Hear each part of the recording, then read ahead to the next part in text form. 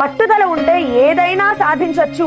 మొన్న Asian games జరిగాయి కదా, ఏషియన్ పారా గేమ్స్ లో శీతల్ దేవి అనే అమ్మాయి గురించి మీరు విన్నారా? ఆర్చరీలో గోల్డ్ మెడల్ కొట్టింది.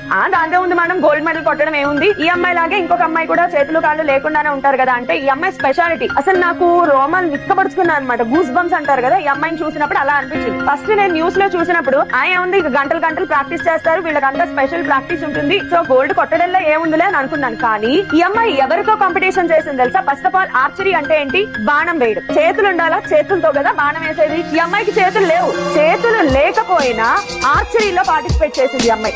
ఈ అమ్మాయి ఇల్లు చూసారా? ఒక పూరి గుడిసె. వీళ్ళ నాన్న చాలా లో మిడిల్ క్లాస్ అన్నమాట. ఈ అమ్మాయికి కార్లు లేవు, బంగ్లాలు లేవు, ఏమీ లేవు, ఎలాంటి ఫెసిలిటీస్ లేవు ఈ అమ్మాయికి. కేవలం తనని తను నమ్ముకుంది. ఒక చేతులు లేని అమ్మాయి ఆర్చరీకి కంపీట్ చేయడం ఏంటి అంటే, ఏమీ చేత కాని వాడు కూడా ఏదైనా చేయగలడు. ఇక్కడ స్ట్రాంగ్ గా ఫిక్స్ అవ్వాలి.